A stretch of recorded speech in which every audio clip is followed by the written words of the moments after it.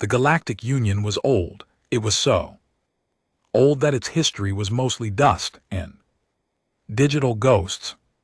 For thousands of years, the different alien races of the Union had lived by a certain set of rules. They believed they knew everything about the universe. They had mapped the stars, harnessed the power of suns, and cataloged every living thing in the grand libraries of the planet Xylos. There were stories of a race called humans.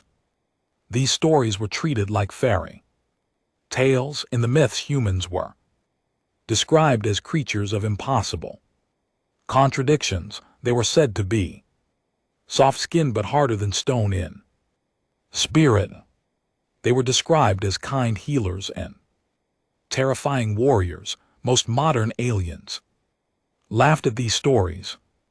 To them, humans were just monsters used to scare children into finishing their protein meals. High Chancellor Vrex sat in his floating chair, looking out over the capital city of the Union. He was a Thalaxian, a species with 4 eyes and skin like polished emerald. He was currently annoyed.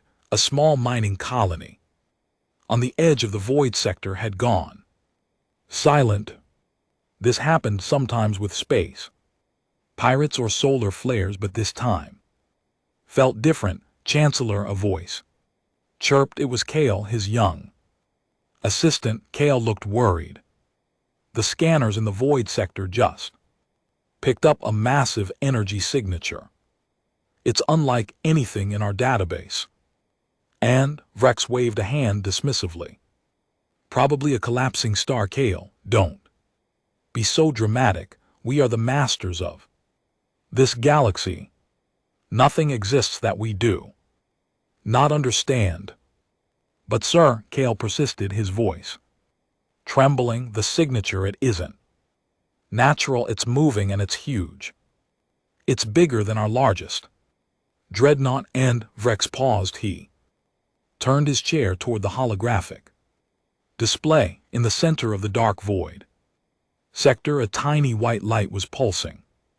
It wasn't a star, it was a rhythmic signal like a heartbeat. As they watched, the light grew. It wasn't just one ship, it was dozens, then hundreds. Is it the Krell Empire? Vrex asked, his voice losing its confidence. Are those warmongers trying to start a border dispute?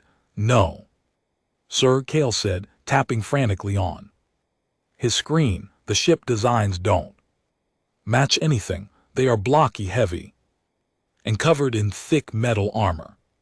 We use energy shields and sleek glass. These things, they look like they were built to be hit and keep moving. They look like flying fortresses. Suddenly the communication console screamed. A signal was forcing its way through the Union's high-level encryption. This was supposed to be impossible. The Union's firewalls were the best in the galaxy. A face appeared on the giant screen in the command center. It wasn't a face Vrex recognized from any known planet. It was a creature with 2 eyes, a small nose, and skin that looked fragile. It had short dark hair on its head. It wore a uniform of simple gray fabric with a patch on the shoulder, showing a blue planet with a single moon. The creature spoke. The language was strange, but the Union's universal translator struggled to keep up. It sounded deep and resonant. This is Admiral Sarah Chen of the United Earth Fleet, the figure said. Her expression was calm, but her eyes held a fire that made Vrex feel very small. You have been harvesting resources from the Sol 2 system. You have ignored our automated warnings for 3 of your solar years. You have destroyed our research drones. Vrex found his voice. I am High Chancellor. Vrex, you are trespassing in Union space. We have no record of an Earth. You are a myth, a ghost story. Woman on the screen didn't blink, she didn't look angry, she looked disappointed. We are not myths, we were simply waiting to see if you were peaceful. You are not, you are thieves. You have taken what belongs to us and you have treated the galaxy like your playground while smaller.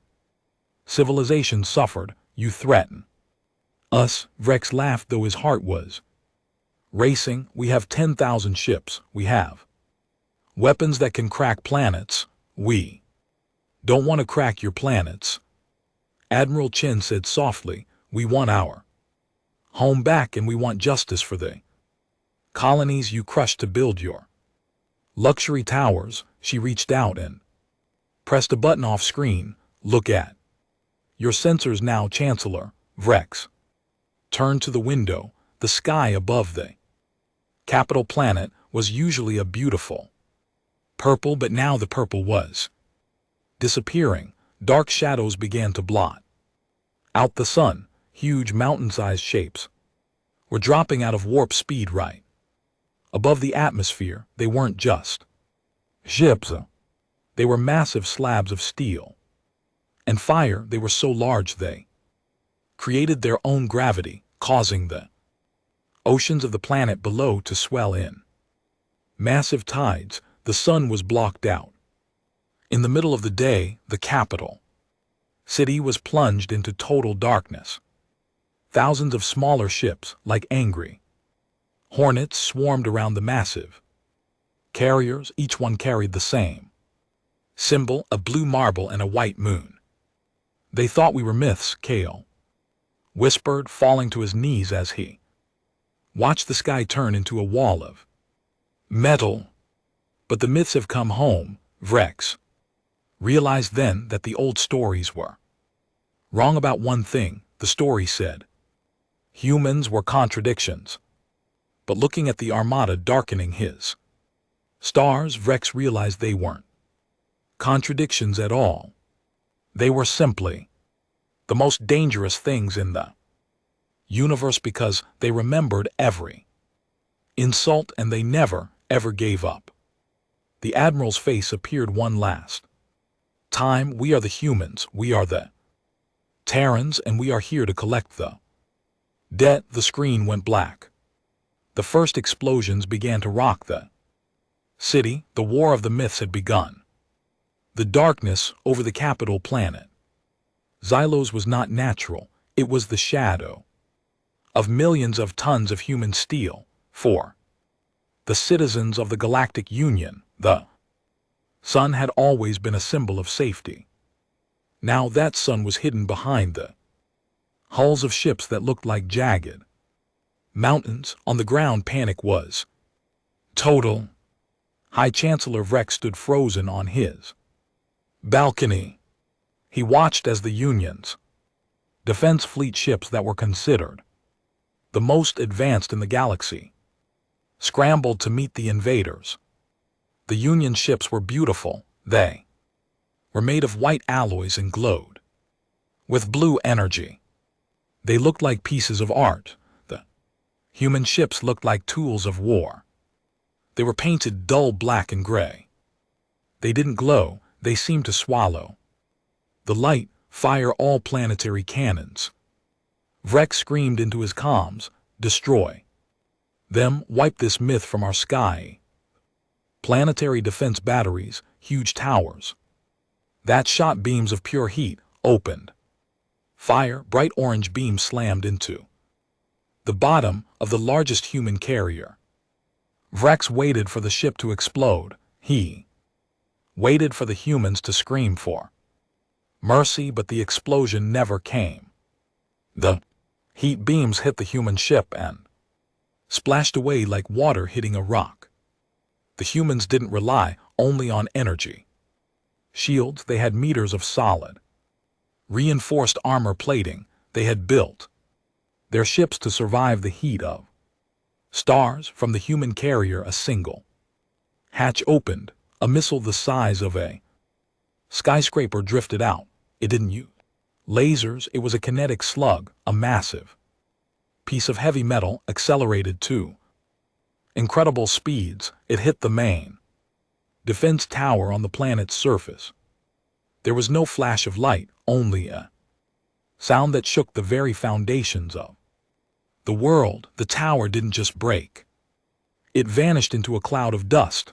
The shockwave knocked Vrex off his feet. They aren't using plasma, Kale whispered, crawling toward the Chancellor. They are throwing rocks.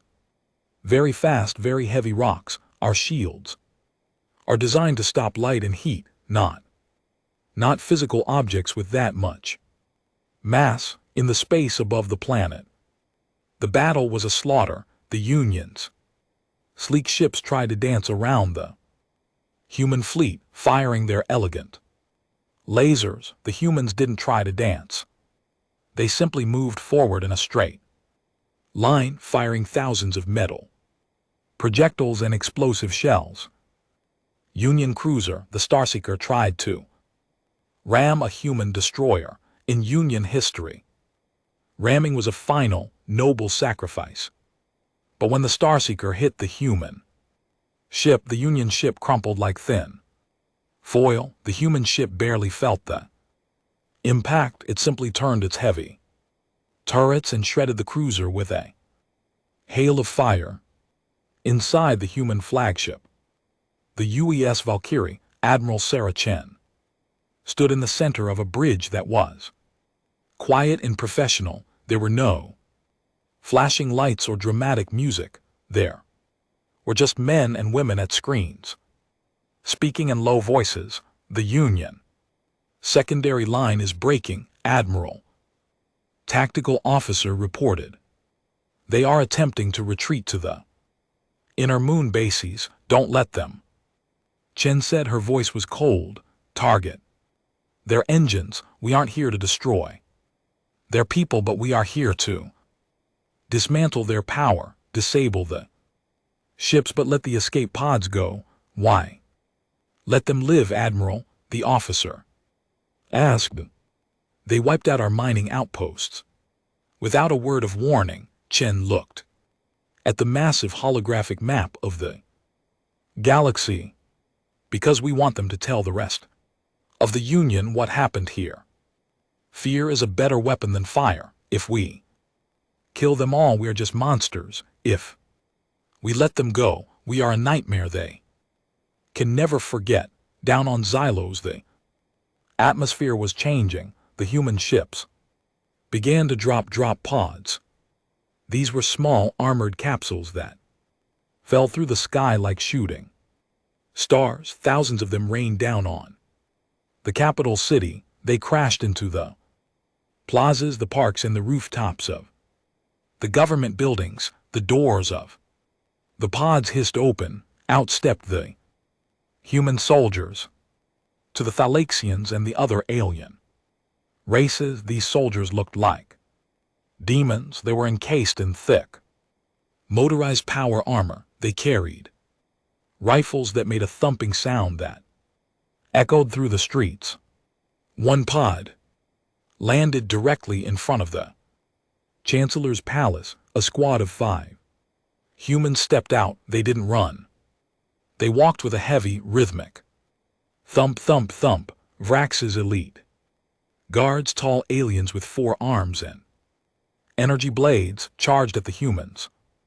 The guards were fast and highly trained, but the humans didn't move to dodge. They raised their rifles and fired. Sound was like thunder. The guards were knocked back by the sheer force of the bullets. Their energy blades flickered and died as they hit the thick plates of the human armor. One human reached out with a metal glove and grabbed the lead guard by the throat with one hand. The human lifted the alien off the ground. Where is the High Chancellor? The human's voice came through a metallic speaker. It was a woman's voice, but it sounded like grinding gravel. The guard pointed a shaking finger toward the high balcony. The human tossed the guard aside as if he weighed nothing. Command, this is Squad Leader Miller, the soldier said. Into her helmet, We have eyes on the target. The palace is ours. The gods of this galaxy are hiding in their rooms. Vrax watched from above, his 4 eyes wide with terror. He had spent his whole life believing that his race was the peak of evolution. He thought the Union was invincible. He looked at the human soldiers below and saw something he had never seen in any alien race, a total lack of doubt. They weren't fighting for fun. They weren't fighting for glory. They were fighting like a machine that had been turned on to perform a task. Suddenly the sky above the city turned bright white. Massive Union reinforcement fleet had arrived from the nearby star systems. Thousands of ships appeared in a flash of light. For a moment Vrax felt a spark of hope. Yes, he shouted.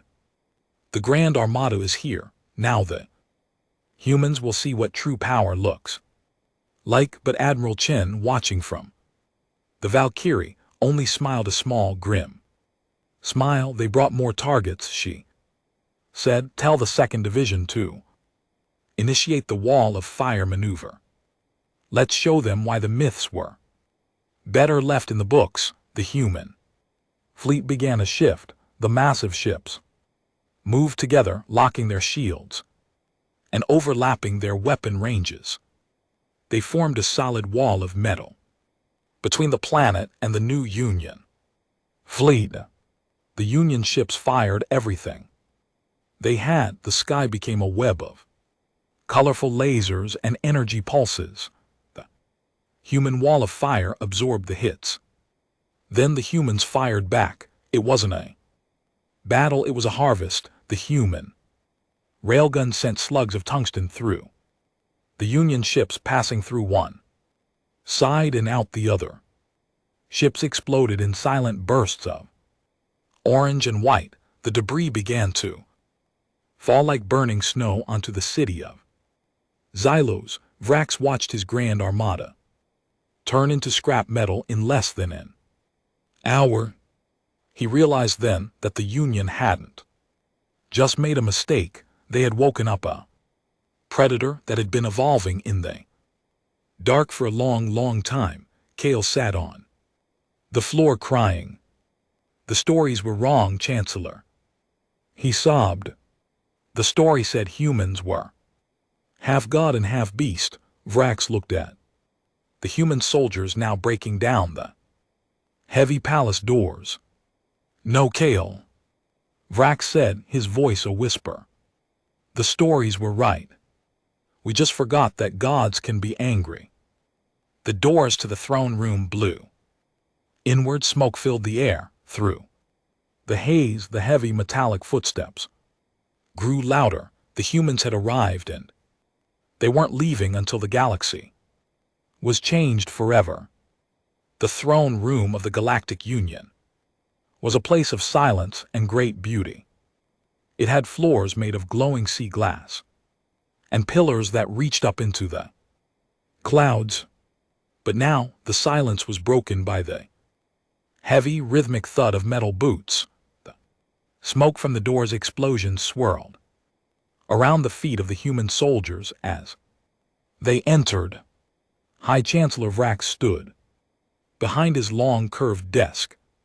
His 4 hands were trembling. He tried to look brave, but his emerald-colored skin had turned a pale, sickly yellow. Beside him, Kale was curled into a ball, hiding his face.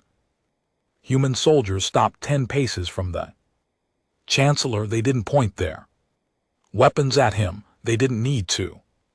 Their presence alone felt like a weight pressing down on the room. The leader of the squad, the woman named Miller, stepped forward. She reached up and unlatched her helmet. There was a hiss of air as the pressure equalized. She pulled the helmet off, revealing a face that was scarred and tired, but very sharp. She had short hair and blue eyes that looked like ice.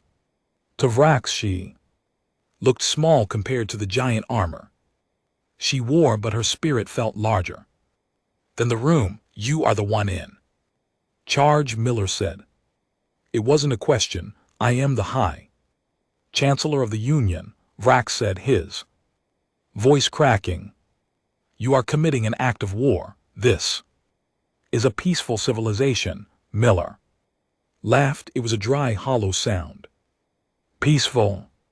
We found the ruins of the Zith outposts. We found the mining camps on Series 4. You didn't give them a choice. You told them to leave their homes or be erased. When they stayed, you turned your lasers on families. We saw the recordings.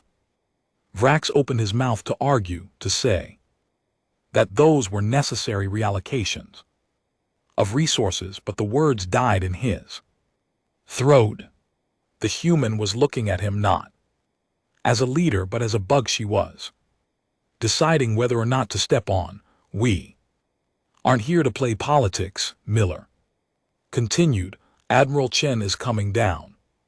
She wants to see the face of the man who thought humanity was a fairy tale.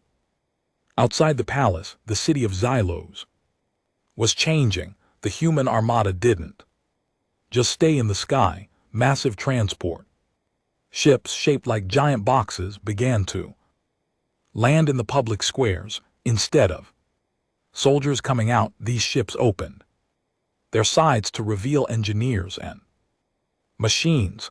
The humans began to dismantle the Union's communications towers. They didn't destroy them, they took them apart and replaced them with their own technology. They were taking control of the net, the galaxy-wide information system.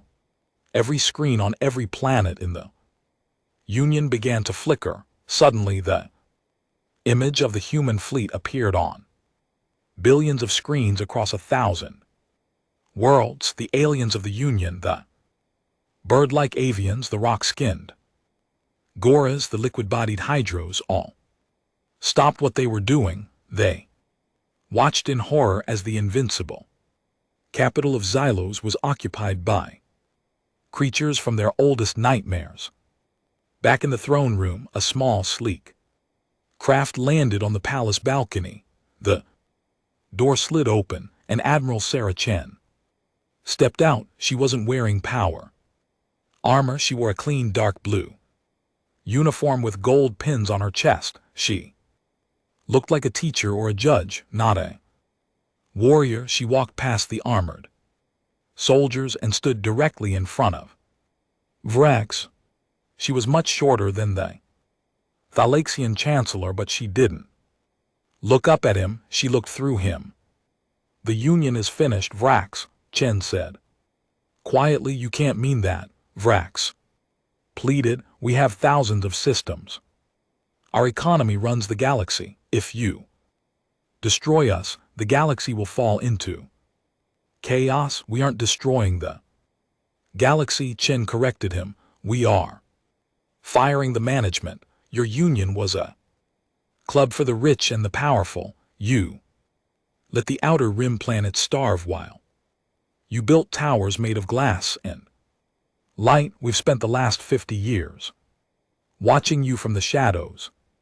We've been building, learning, and waiting. Why now? Vrax asked. If you were there all along, why show yourselves now? Chen leaned in closer. Because you touched our children. One of your scout ships fired on a human colony transport 6 months ago. You thought it was just a primitive ship. You killed 300 people who were just looking for a new home. In that moment, humanity stopped being a myth. We became a shadow that follows you. Vrax felt a cold chill. He remembered a report about a minor skirmish with an unidentified vessel. He had signed the paper without even reading it. To him, it had been a footnote. To the humans, it was a declaration of total war. What do you want? Kale whispered from the floor. Chen looked down at the young assistant. Her expression softened for a tiny second. We want a new union, one where the Myths sit at the head of the table. We are going to reorganize your military. We are going to redistribute your hoarded energy cells. And we are going to make sure that no ship ever fires on a civilian vet. Again, the other races won't follow. You, Vrax hissed, his fear turning into anger. They will rise up. They will fight you, will they? Chen asked. She signaled to her officer. Screen lit up in the room. It showed live feeds from other Union planets. On the planet of the Goras, the local people weren't fighting the human landing parties. They were standing back, watching in awe as the humans handed out food and medicine that the Union had been withholding for years. On the avian homeworld, the humans were unlocking the prisons where political rebels had been kept for decades. You ruled through fear and secrets, Chen said. We are ruling through strength and truth. Most of your subjects are glad to see you fall. Vrax slumped into his chair. He realized the humans hadn't just brought guns and ships, they had brought a different way of living. They were organized, they were efficient, and they were incredibly focused. Take him to a holding cell, Chen ordered the soldiers. Treat him well, but make sure he can see the screens. I want him to watch his empire turn into a memory. As the soldiers grabbed Vrax's arms, he looked at Miller, the soldier who had first entered. What are you? He asked. How can a race be so cruel and so kind? At the same time, Miller put her helmet back on. Her voice became metallic and cold again. We are humans, she said. We are the best friends you could ever have and the worst enemies you could ever imagine. You just picked the wrong side. Soldiers led Vrax away. As he walked through his own palace, he saw human engineers already painting over the Union symbols. They were replacing the gold stars with the simple blue marble of Earth. The Armada hadn't just darkened the stores. It had brought a new sun. The age of the Union was over. The age of man had begun. And it was moving faster than any of them could have dreamed. Admiral Chen stood on the balcony looking out over the burning horizon. She knew the hard part was just beginning. There were still loyalist fleets in the deep space, and there were still ancient secrets hidden in the Union's vaults. But as she watched her ships patrol the sky, she knew one thing for certain: humanity was never going back into the storybooks. They were here to stay. The transition of power on Xylos was not loud. It was the sound of a billion machines working in perfect harmony, while the Union had relied on thousands of servants and slow bureaucracies. The humans operated with a terrifying speed. Within 48 hours of the capital's fall, the humans had established a logic grid over the planet. Every transport, every power plant, and every water filtration system was now being monitored by human artificial intelligence. In the lower levels of the palace, which had been converted into a high-tech command center, Admiral Sarah Chen stood before a map of the galaxy.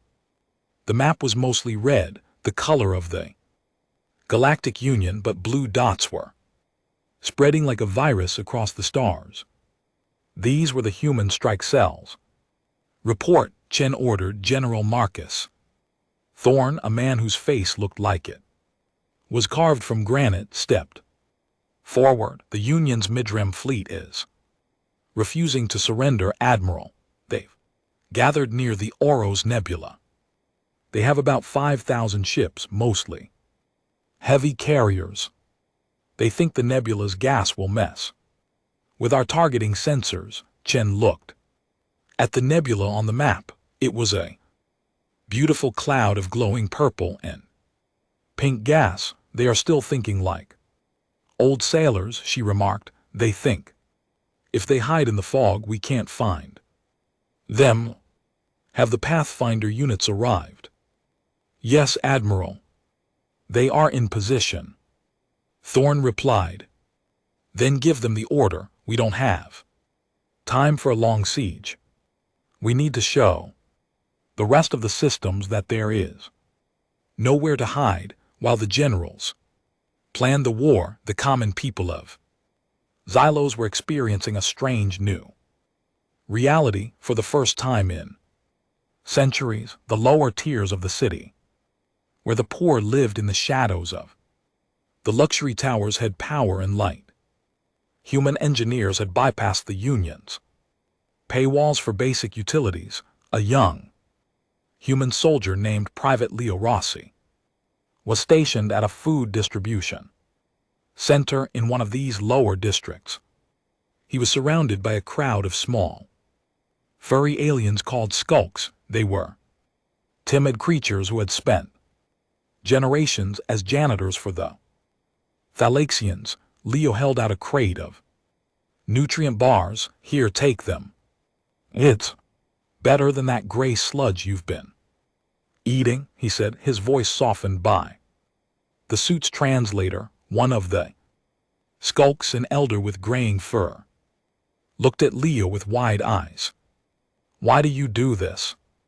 In the stories, humans eat the hearts of their enemies. Leo chuckled, the sound echoing in his helmet. The stories were mostly wrong. We don't want your hearts. We just want a galaxy where people can eat without bowing to a chancellor. Just stay calm, stay out of the way, and things will get better. The skulk took the crate, his hands trembling. You are powerful, the alien whispered. But the Union has a secret. In the Oros Nebula, they have the World Eater. If you go there, you will die. Leo froze. He tapped his comms. Command. This is Rossi at Sector 4.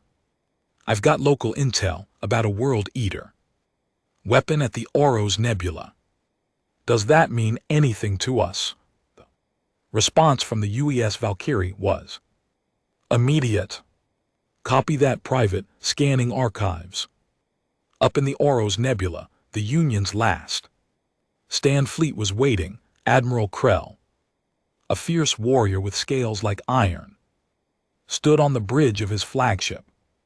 Behind him, hidden deep within the thick gas of the nebula, was a massive structure. It wasn't a ship, it was a giant ring miles wide, pulsing with a sickly green light. It was a gravity well generator. If activated, it could collapse a star, turning it into a black hole. It was a forbidden weapon built in secret by the Union's ancestors. The humans think they have one because they have better metal, Krell hissed. But they do not know the ancient powers. When their armada enters the nebula, we will trigger the ring. We will lose this sector, but the human fleet will be crushed into a single point of nothingness. Sir, a technician shouted. Human signatures detected. They are jumping in, Krell grinned. Let them come. Activate the World Eater. The massive ring began to spin. The space around it started to warp and moan. The purple gas of the nebula was sucked into the center of the ring like water down a drain. It was a terrifying sight, a man-made hunger that could swallow worlds. But the human fleet didn't jump and close. Only one ship appeared. It was small, no larger than a scout vessel. It sat at the very edge of the nebula watching. One ship, Krell frowned. What are they doing on the human scout ship? A pilot calmly entered a series of codes. Target locked, sending the signal. Back on the UES Valkyrie, Admiral Chen watched the data. They've activated a gravity weapon. How primitive. They're trying to use a hammer when they need a needle, General. Thorn, deploy the singularity stabilizers.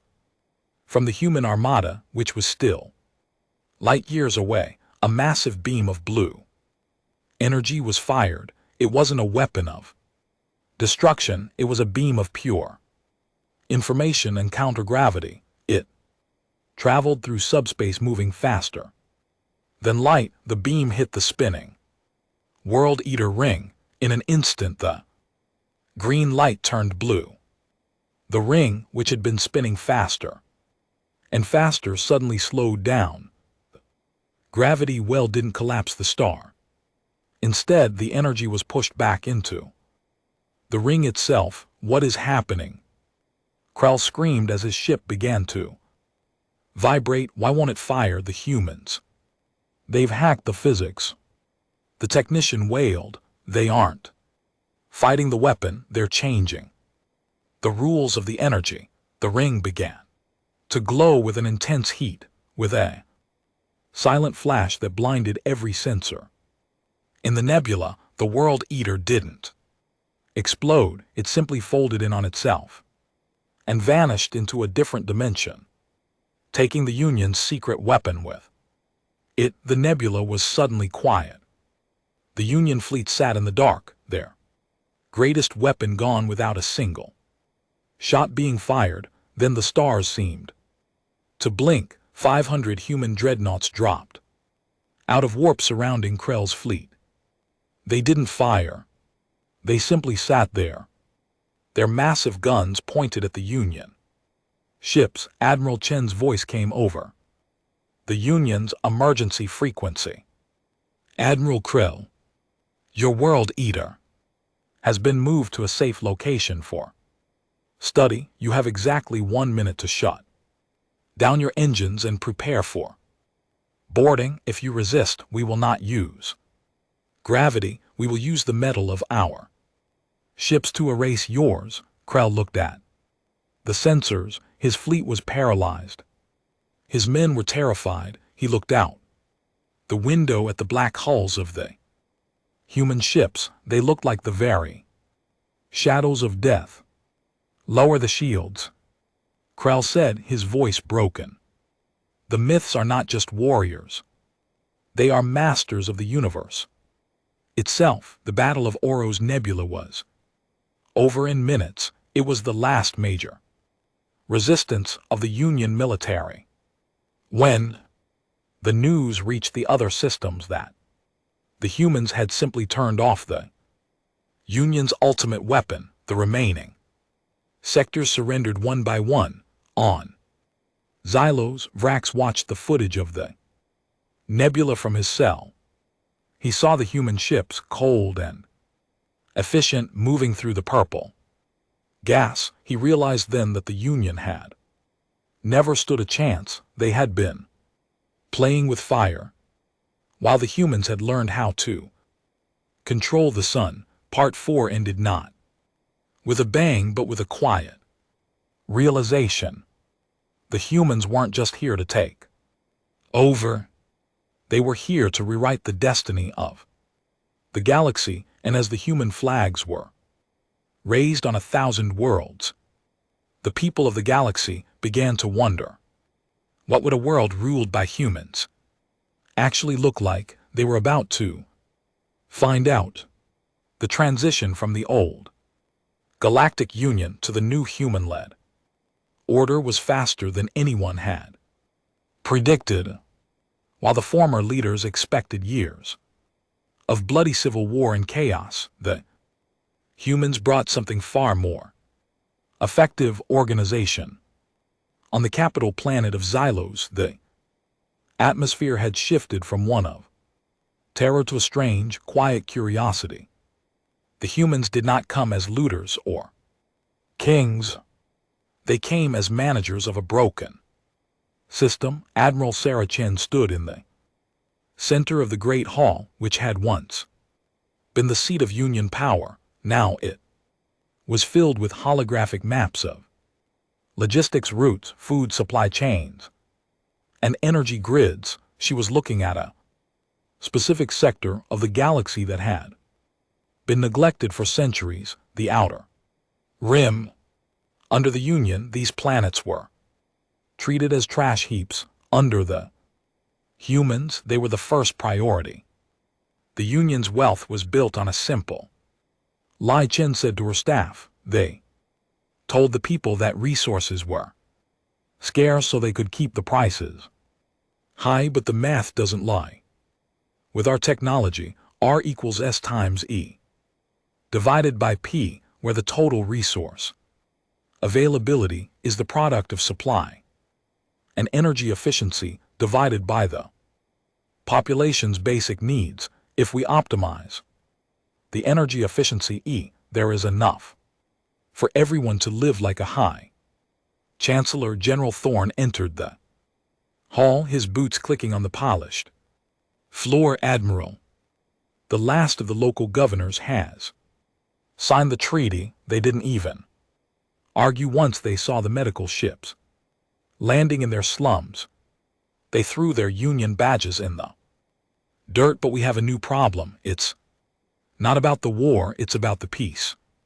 The problem Thorne referred to was the great integration. The human fleet had brought with them millions of civilians, teachers, doctors, engineers, and farmers. These weren't soldiers in power armor. They were regular people with families. They were moving into the cities, opening shops and teaching the alien races how to use human technology. For the first time in history, the myths were walking the streets buying food from skulk vendors and sitting in parks with Thalaxian students. On the streets of the lower tiers, the change was visible. Private Leo Rossi, now part of a peacekeeping unit, was helping a group of young aliens fix a broken water pump.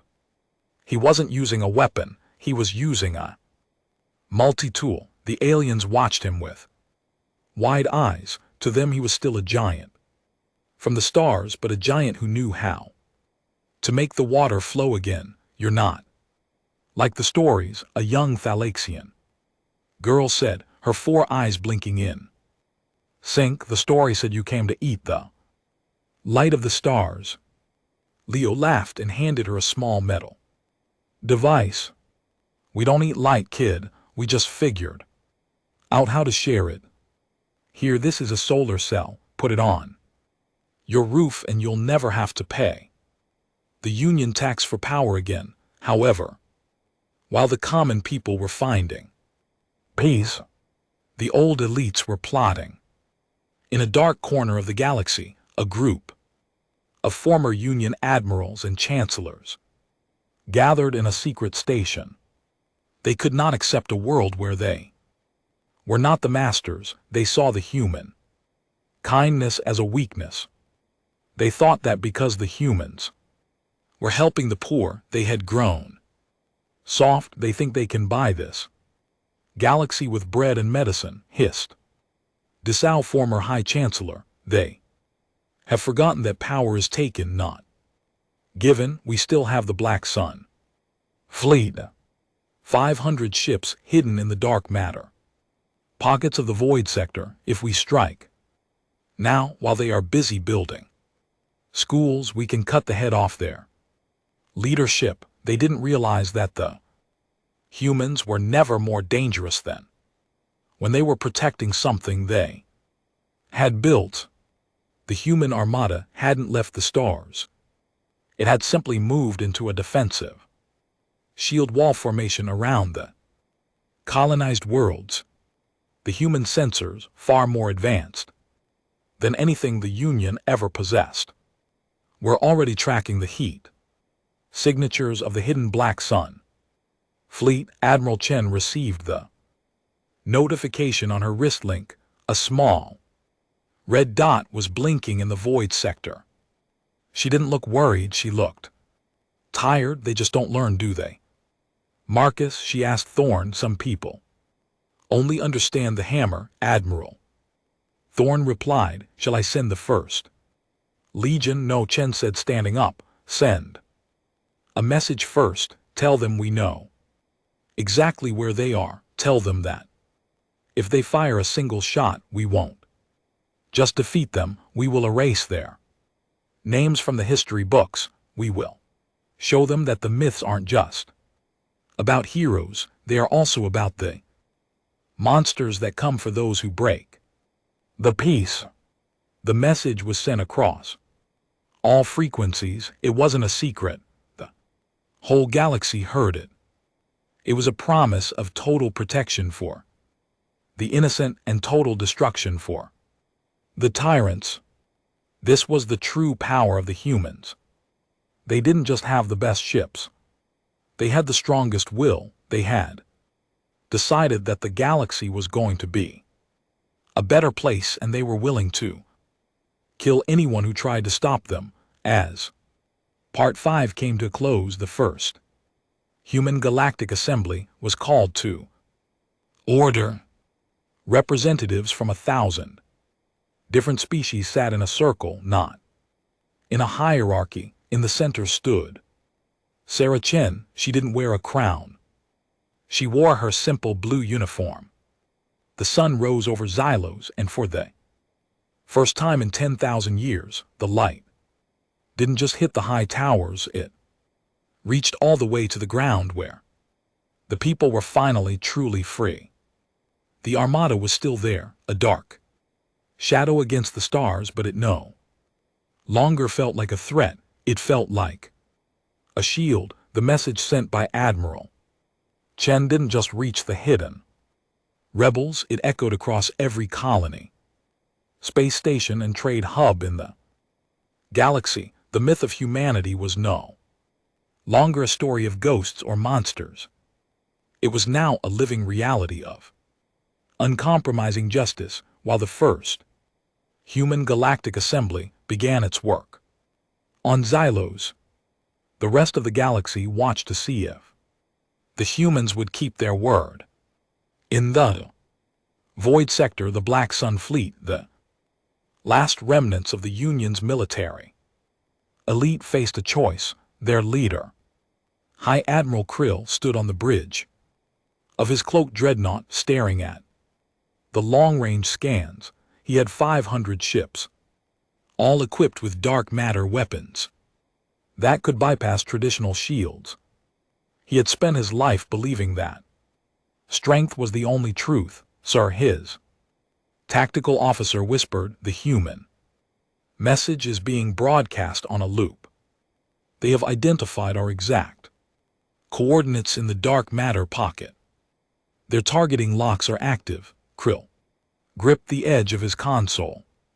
He had expected the humans to be distracted by their schools and their food lines. He had expected them to be soft, but the humans weren't distracted. They were multitasking. They were building a future with one hand and holding a sword in the other. They are bluffing. Krill hissed, they cannot protect 1,000 worlds and fight us at the same time. Prepare the dark matter cannons. We strike the Xylos assembly directly. If we kill their admiral, their new dawn will turn into a long night. But Krill had fundamentally misunderstood human history. Humans didn't rely on a single head to lead them. Quote, they were a species built on the idea of the collective will. As the Black Sun Fleet began to power up their engines, the space around them didn't just ripple, it shattered. Instead of a fleet of ships, the humans sent phase pods. These were tiny, unmanned drones that moved between dimensions. They didn't fire lasers. They simply attached themselves to the engines of the Black Sun ships.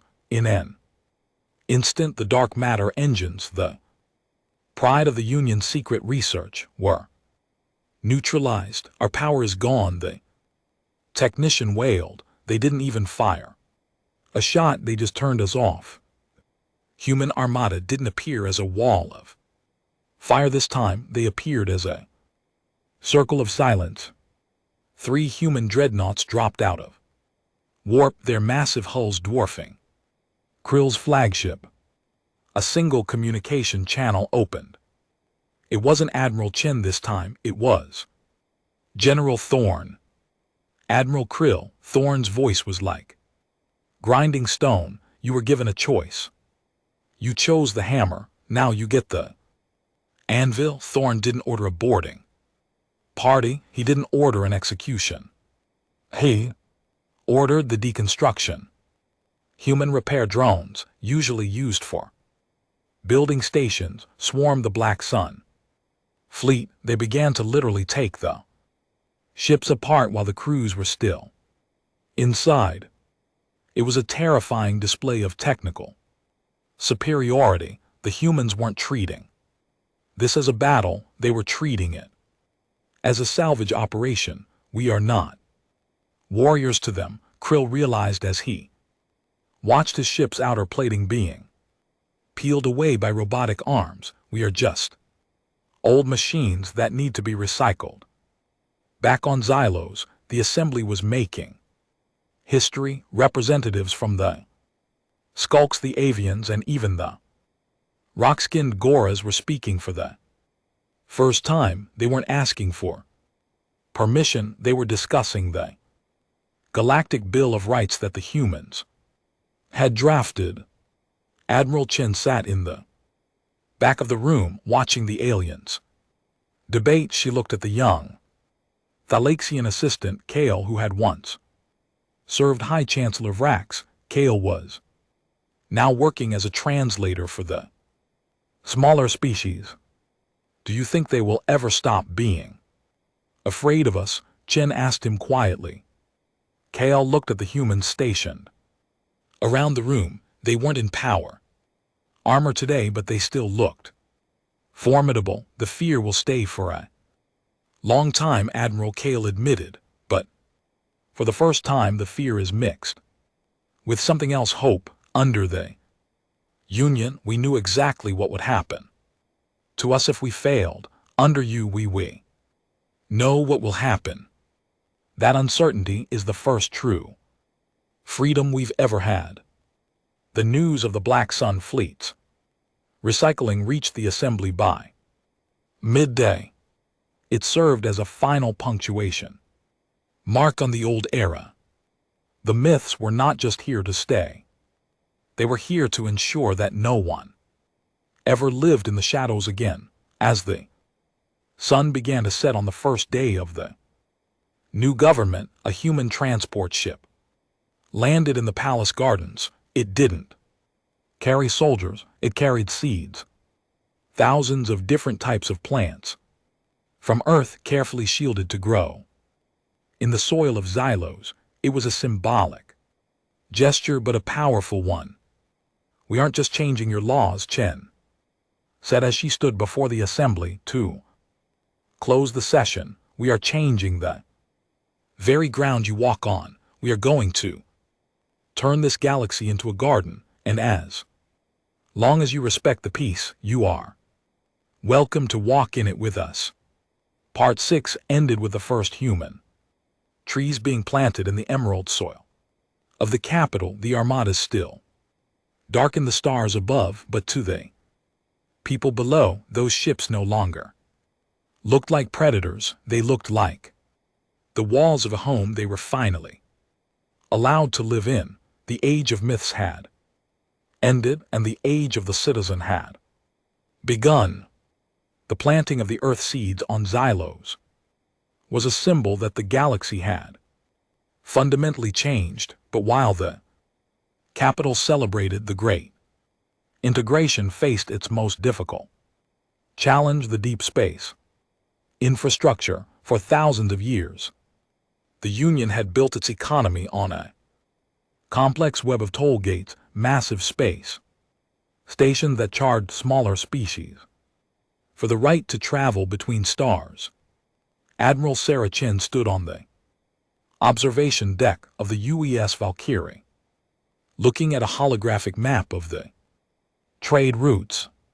The toll gates are the last chains of the old regime, she told General Thorne. As long as someone has to pay to move from one sun to another, they aren't truly free. Gatekeepers are resisting, Admiral Thorne reported. These are independent Guilds that grew fat under the unions. Corruption they've locked the gates in. Are threatening to blow them up, which would collapse the local wormholes for decades. Chen didn't hesitate. They think they hold the keys to the galaxy. They've forgotten that humans didn't use gates to find this place. We used engines. In a move that surprised the entire Galactic Assembly, humanity did not attack the gates. Instead, they revealed a technology they had kept secret during the initial invasion, the slipstream drive. While the Union relied on fixed points in space to travel, human ships could now create their own paths anywhere. Within a week, the human fleet began distributing slipstream modules to the merchant ships of the Skulks. The Avians and the Goras, the toll gates, became useless overnight. The guilds, once the most powerful economic force in the galaxy, watched from their silent stations as thousands of ships simply bypassed them, flying through the void as if the gates didn't exist. On Xylos, the mood was shifting from cautious hope to genuine wonder. Private Leo Rossi found himself in a local market, but he wasn't there to patrol, he was there to eat. He sat at a table with a group of Gora's beings who looked like living boulders and shared a meal of earth-grown potatoes and local blue grain. You gave us the drives for free, one of the Goras grunted, his voice sounding like rocks rubbing together. Why, the Union would have charged us a century of labor for that technology. Leo shrugged, his human face showing a simple smile. My people have a saying, a rising tide lifts all boats. If you guys can trade faster and grow stronger, the whole galaxy gets safer. We don't want to be your masters, we want to be your neighbors. However, the old dawn wasn't completely finished. Deep in the archives of the palace, the former assistant Kale discovered something terrifying. He brought the digital file directly to Admiral Chen. Admiral, the Union wasn't just a government, Kale said, his 4 eyes wide with panic. It was a shield, the void sector where you found the Black Sun Fleet. It wasn't empty because of the Union, it was empty because of them. He opened a file titled Project Silence. It contained ancient sensor data of a machine intelligence from outside the galaxy, a swarm that consumed all organic life it too encountered. The Union had been paying a tribute of energy and resources to the edge of the galaxy to keep the swarm asleep. By stopping the Union's resource harvesting, the humans had inadvertently stopped the tribute. The swarm is waking up, isn't it? Chen asked, her voice remaining calm even as her heart raced. The sensors at the edge of the galaxy are already turning red, Kale replied. Chen looked out at the darkening stars. The Armada that had once seemed like a force of conquest now had a new, much larger purpose. She tapped her comms. General Thorne, cancel the shore leave.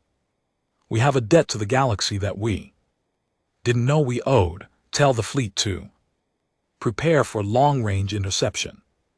The myths are about to face a nightmare. The news didn't cause a panic on Xylos because the humans didn't let it. Instead of hiding the truth, Chen addressed the assembly. The Union paid for peace with fear and blood, she declared.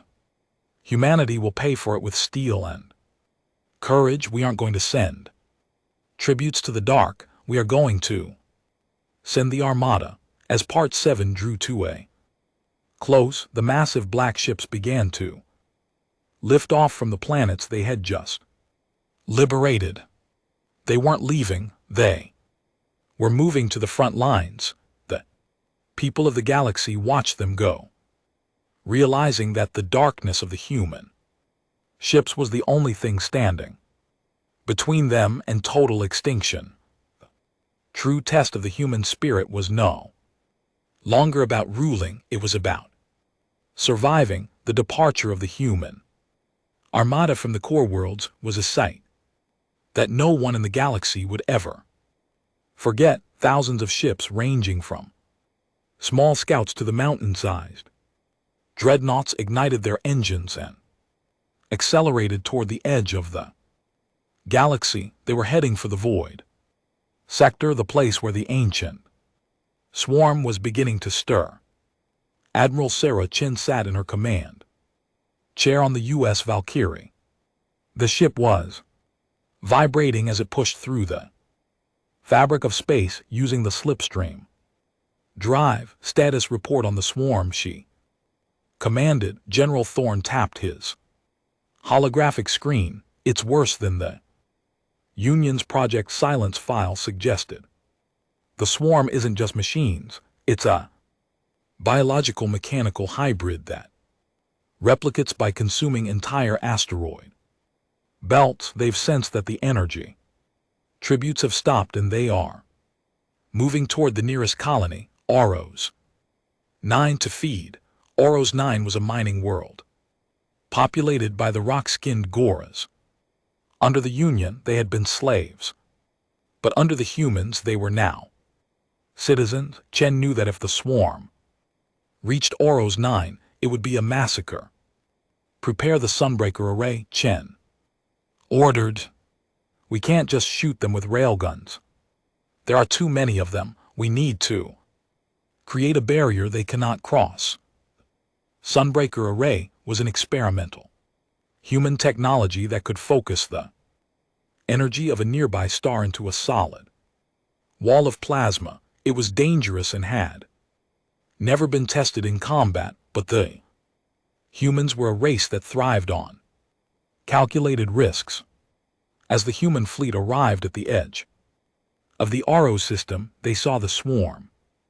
It looked like a silver cloud that stretched across millions of miles of space. It hummed with a sound that could be felt through the hulls of the ships, a hungry, buzzing noise that sounded like the end of the world. All ships form the Aegis pattern, Thorne shouted over the fleet-wide comms. The human ships moved with a precision that the old Union admirals would have found impossible. They locked their shields together, creating a massive glowing dome over the planet Oros 9. The first wave of the swarm hit the shields like a physical storm. Millions of tiny metallic creatures slammed into the energy barriers, exploding into sparks, but the swarm was endless. For every million destroyed, 10 million more took their place. The human shields began to flicker. Admiral, the heat levels are critical. An officer yelled. The Aegis won't hold. Hold the line, Chen commanded, her voice steady. We are humans, we don't break. We endure. Down on the surface of Oros 9, the Goras watched the sky. Usually, when a threat came, the Union would have abandoned them, but the humans stayed. They saw the black ships of the Armada burning red as they absorbed the friction of the swarm's attack. Suddenly, the human carriers opened their main bays. Instead of fighters, they launched gravity anchors. These devices pulled the swarm into tight clusters, dragging the silver creatures into the path of the Sunbreaker array. Fire, Chen said quietly. A beam of pure white light shot from the human array, drawing energy directly from the Oros sun. It hit the center of the swarm, vaporizing billions of units in a fraction of a second. The silver cloud shrieked as it was burned away, the light turning the dark void sector into a temporary second sun. The swarm, which had been an unstoppable force for eons, hesitated. It had never encountered a species that fought with such coordinated ferocity. It began to pull back, retreating into the deep dark beyond the galaxy's edge. The humans didn't chase them, they stood their ground, their ships scarred and glowing from the heat they had saved. Oros 9, but they knew this was only the first skirmish.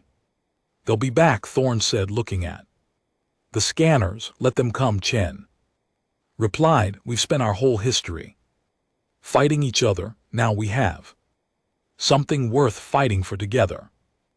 As Part 8 concluded, the news of the victory at Oros 9 reached Xylos. The people of the galaxy realized that the humans hadn't just replaced the Union. They had replaced the very idea of fear. The Armada still darkened the stars, but for the first time the darkness felt like a warm blanket protecting the galaxy from the cold. The myths had become the guardians. The victory at Oros 9 was not the end of the war, but it was the birth of a new galaxy.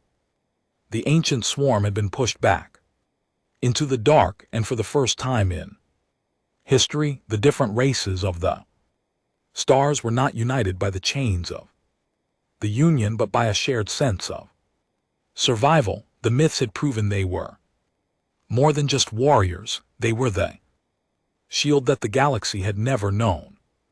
It needed. Admiral Sarah Chen stood on the observation deck of the UES Valkyrie. As it returned to Xylos, her ship was battered, its black hull covered in the scars of plasma fire and swarm impacts. But it flew with a pride that was infectious. Beside her stood Kale, the former Union assistant who had become a vital link between the humans and the alien assembly. The swarm will return one day, Kale said, looking at the stars that were no longer shadowed by the threat of extinction. But I don't think the galaxy will be afraid anymore. Chen nodded. Kale, fear is what happens when you face the dark alone. We aren't alone anymore. Back on the capital planet, a massive celebration was underway, but it wasn't a military parade. It was a festival of cultures. The Skulks, the Avians, the Goras, and the humans were sharing food, music, and stories. The Armada still sat in high orbit, its massive presence a constant reminder of the strength humanity provided, but the citizens below no longer looked up with trembling hearts. They looked up and saw the guardians of their peace. High Chancellor Vrex still in his comfortable but secure holding cell watched the festivities on a monitor. He saw Private Leo Rossi laughing as he danced a clumsy traditional dance with a group of skulks. He saw the technology he had hoarded being used to heal sick children in the lower tiers. He realized then that his Union had failed because it was built on taking, while the humans were building something that would last because it was built on giving. They are a strange race, Vrex whispered to himself. They have the power to destroy everything, yet they choose to fix a broken water pump. In the great hall of the assembly, Admiral Chen walked to the podium to deliver her final address of the campaign. She didn't talk about the ships she had destroyed or the battles she had won. She spoke about the trees that were now growing in the emerald soil of Xylos. Humanity came to these stars as a myth. Chen began, her voice broadcasting to every corner of the known universe. We were the monsters in your stories and the ghosts in your history, but today we are something else. We are your neighbors, your partners, and your friends. The Armada will stay in the sky, not to rule you, but to ensure that the sun always rises on your worlds. She looked at the diverse crowd. Hundreds of species once divided by greed and fear, now sitting together. The age of myths is over, the age of the galaxy has begun. As she finished, the entire assembly rose to their feet. There was no cheering at first, only a deep, resonant silence of respect that moved through the hall like a wave. Then a single Gora stood up and struck his chest in a salute, followed by an avian and then a skulk. The story of the humans who came from the dark to bring the light was no longer a myth. It was the first chapter of a new history. The Armada had indeed darkened the stars, but only so that the people of the galaxy could finally see how bright they could shine together. As the Valkyrie settled into its permanent docking bay, the new dawn was no longer a promise. It was a reality. Humanity had found its place among the stars, not as kings, but as the brothers and sisters of every living thing that looked up and dreamed. The myth was real, and it was beautiful.